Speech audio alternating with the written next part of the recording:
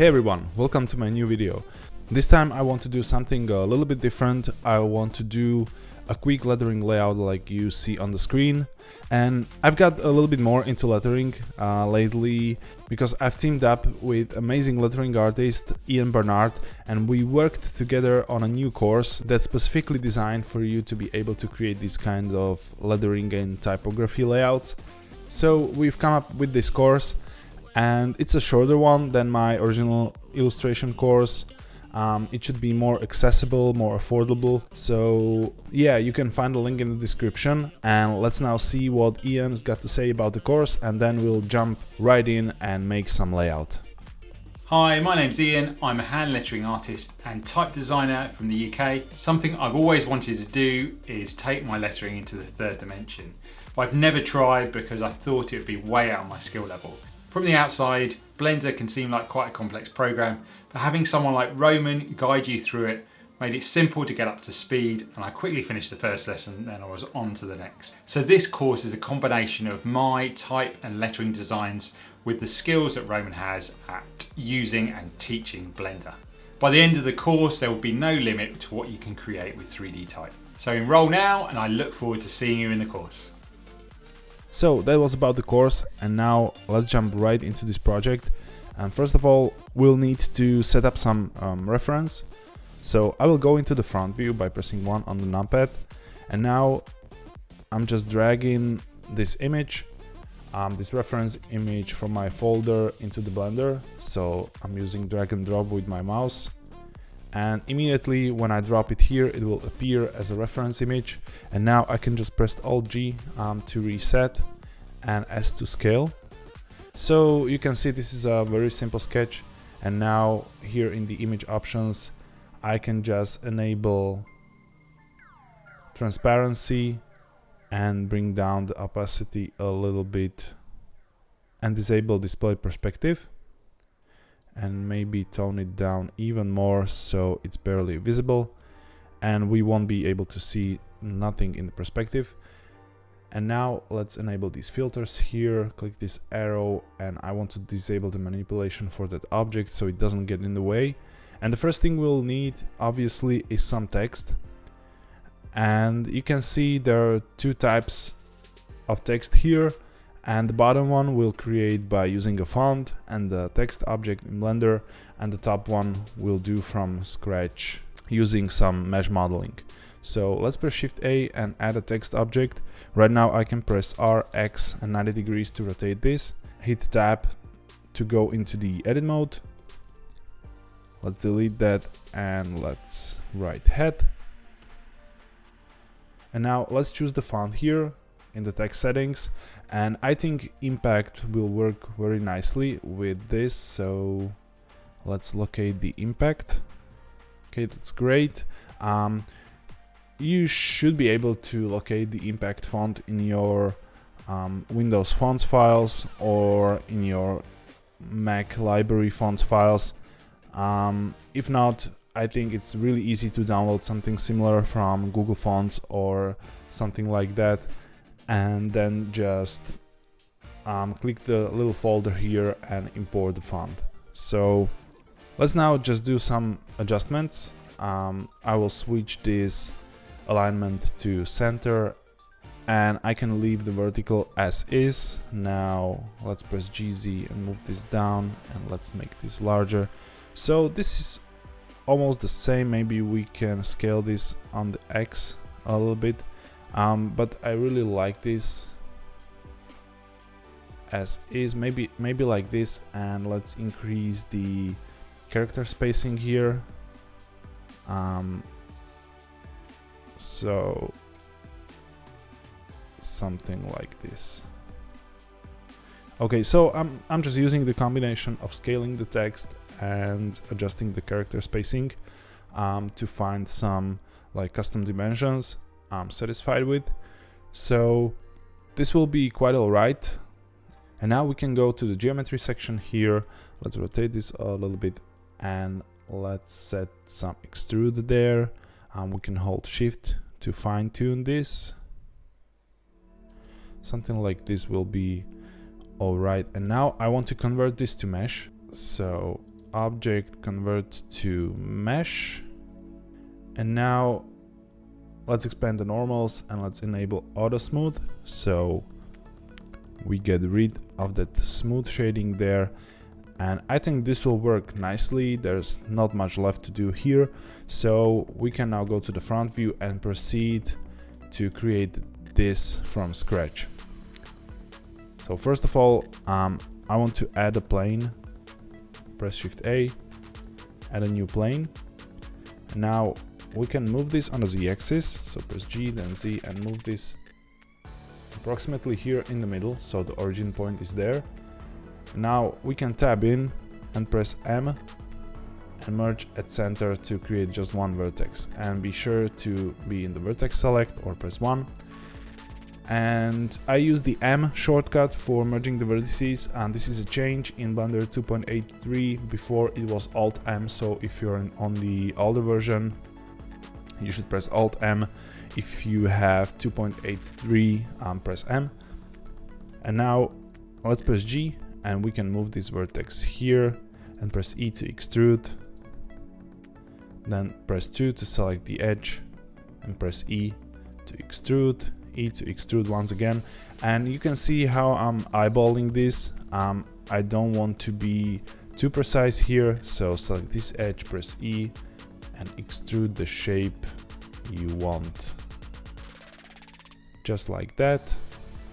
And now we can select one of these edges, press Shift D, or maybe this one, press Shift D, duplicate it like this, rotate, and just start extruding. So this way it's really simple to fill the shape like that. You can make the scale adjustments. So always just select the edge and extrude the letter how you see it on the reference.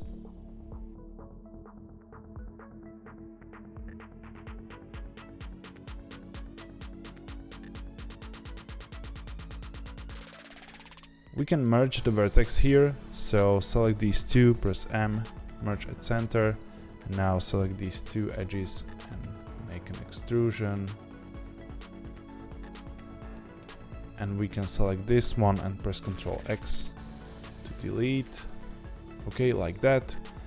Now we can go back to the edge select by pressing 2, select this edge, duplicate, and we'll extrude the R. And we can help ourselves here by Ctrl right clicking here. So extrude this shape like that. And maybe we can rotate this more a little bit.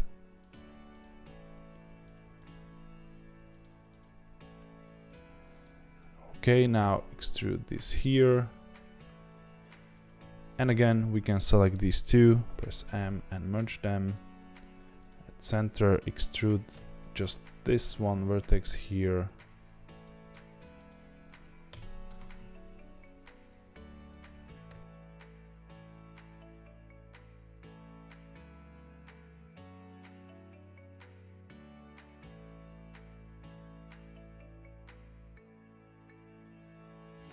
Okay, I think this will look alright, and now we can just select all, so press A and extrude them. And we can now go to the face select by pressing 3, click outside with the left mouse button and select them one by one, and we can check the reference here. So let's hide this for a second by pressing H, and I can see the H is in the front. So yeah, they're basically overlapping from front to back, so Alt H to unhide.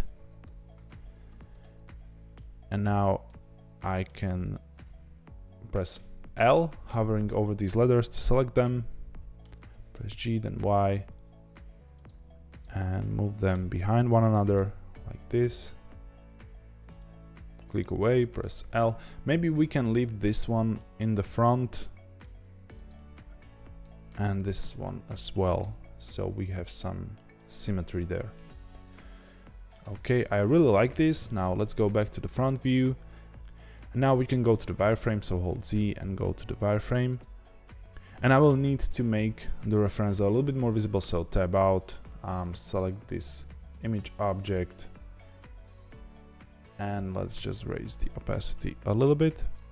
Okay, and now we can go into the edit mode, and now just select the text object, and we'll apply a subdivision modifier. So press Ctrl 1, and you can immediately see this got rounded. So let's tab in, let's switch to solid view by holding Z, and now we can adjust these letters and their shapes. We can press Ctrl R and hover over the loop we want to create, then click and drag the loop there, here as well.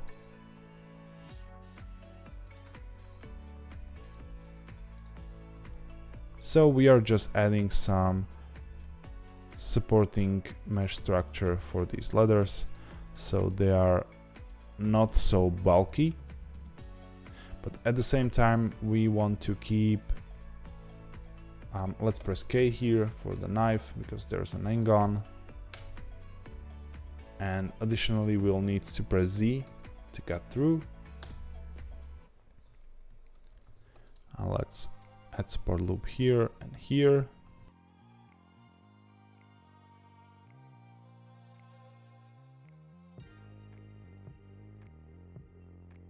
Just like that. We can press Ctrl 2 to make the subdivision a little bit stronger, and now right click and shade smooth.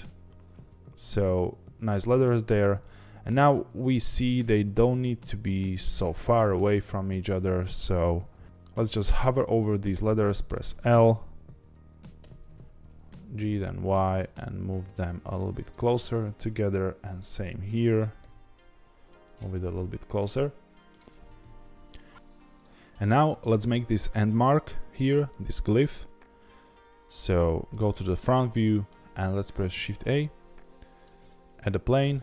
We can now tab in, press M and merge at center, so we have only one vertex. Go to the vertex select and move the vertex here, and we can now hold Control and right click to extrude some mesh. You want a little bit more density here where it's rounded, and finish like this. Okay, and now if you tab out, you can see this jagged line, but if you press Ctrl 1, you will see it got smoother because subdivision applies to single vertices as well. So we can now go and adjust this a little bit, and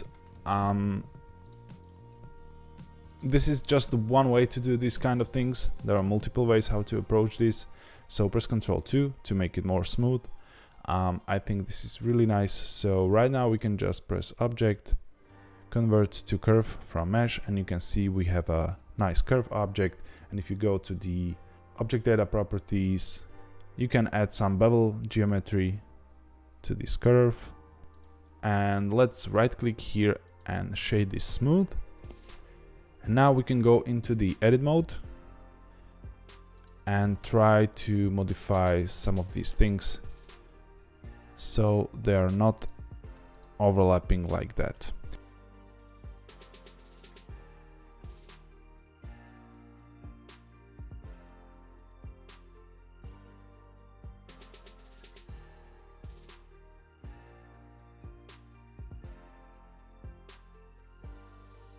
Okay, so that's for the overlaps, and this was a little bit tedious. There's much better way how to do this. You can go and check out the course I was mentioning in the beginning. The link is in the description. And as I said before, there are multiple ways how to approach this curve beveling. And now we can just select one of these points, enable proportional editing with O, or click here, leave it the smooth, and now press Alt S. And with the mouse wheel you can make the fall of larger or smaller. And now just make this larger here and smaller over here. Okay, so I really like this result so far. And now we can adjust the layout a little bit. So select this text, press G, then Y, and move it in the front. And let's move all of this a little bit up so it sits here on the 0 Z coordinate. Now we can disable the preview, and let's modify this a little bit so we have maybe a better centered layout. I really want to make this T larger, so disable proportional editing and scale it up a little bit, maybe even R.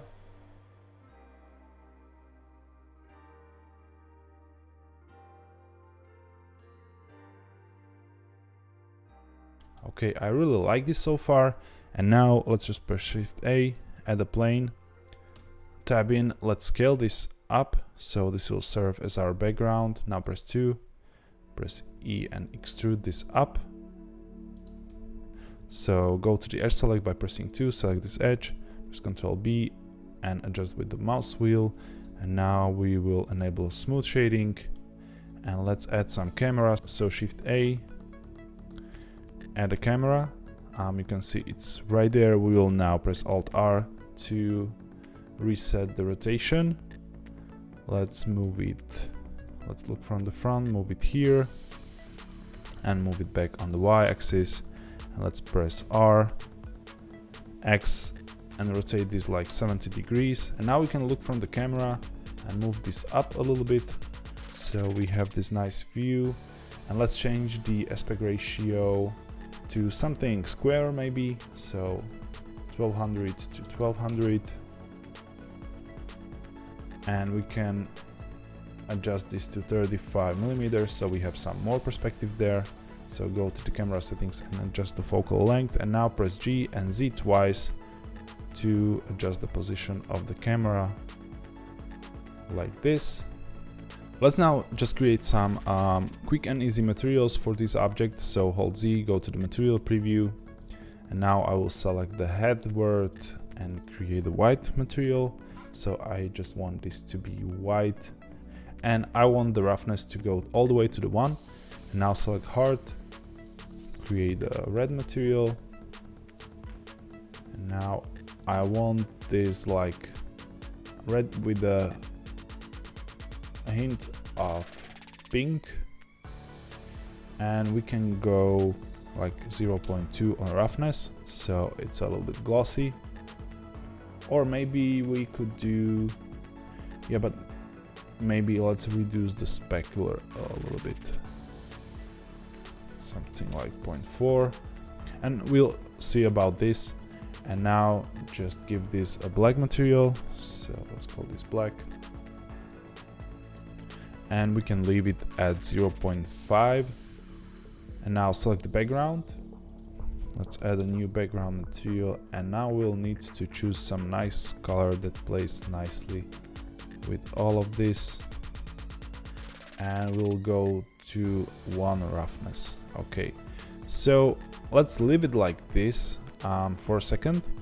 And now we'll need to add some lighting. So that'll be fairly simple. Just press Shift A and add the area light. Move this up a little bit. Let's make this larger, and I can switch this to the disk and hold period to switch manipulation pivot point to 3D cursor. So we can now just press R, X and rotate this in the back, and let's ramp this up to something like 1500 and switch this to scene lights and scene world. And we can now adjust some EV settings, so enable ambient occlusion, bloom and screen space reflections. And let's look from the camera. So I want that nice rim light there, I want those reflections from the back. So press R and X again and find some nice angle like this. And now press Shift D, rotate this on the Z like 90 degrees. And press R and X twice to rotate on the local axis. We can bring this up by pressing G and Z, and now R, Z to rotate it around this axis. And let's press Ctrl B, switch this to cycles, and I will switch to the GPU compute, and let's preview the render here. so I can see what we are doing, and we can make use of the amazing new Blender 2.83 feature, which is viewport denoising. So let me just enable the accelerated denoising. We have a nice preview of what we are doing here. So yeah, I don't want to go too much from the front so we don't lose that detail. And let's make this larger. And maybe go a little bit closer here, and we can go lower on the power here, so something like 1000. And now we can change the color of this one at the top, something warmer. And I don't think this background plays very nicely with the theme, so let's change this to something maybe more cyan. Yeah, I think this will look all right. And I really think this could use some of that HDRI light. So let's go to the shading viewport. And now I will bring up the world settings here. Select the background, press Ctrl T. You have to have the Node Wrangler add-on enabled to be able to use this shortcut. Now I will just open my HDR, you can find the link in the description, and reduce the strength to something like 0.5. I only want this for the reflections. And now if we look at that, enable scene world, we have that HDR and those nice reflections, so this gets a little bit more depth immediately. So now let's look at that, and looks much better in my opinion. So we can now reduce the size of this light and rotate this.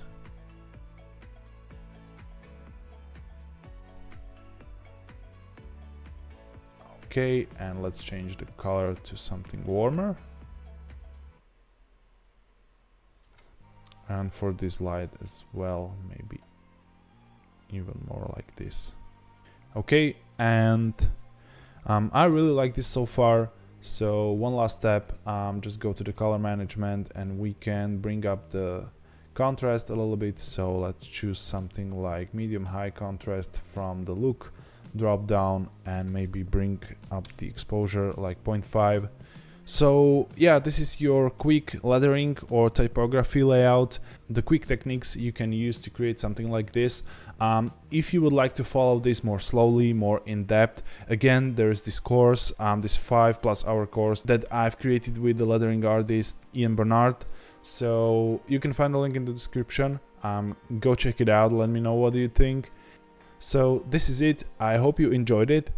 If you want to see more like this in the future, hit that like button, and if you're new to the channel, hit that subscribe button and the bell button so you get notified when I release something new. Thank you all for watching and have a wonderful day.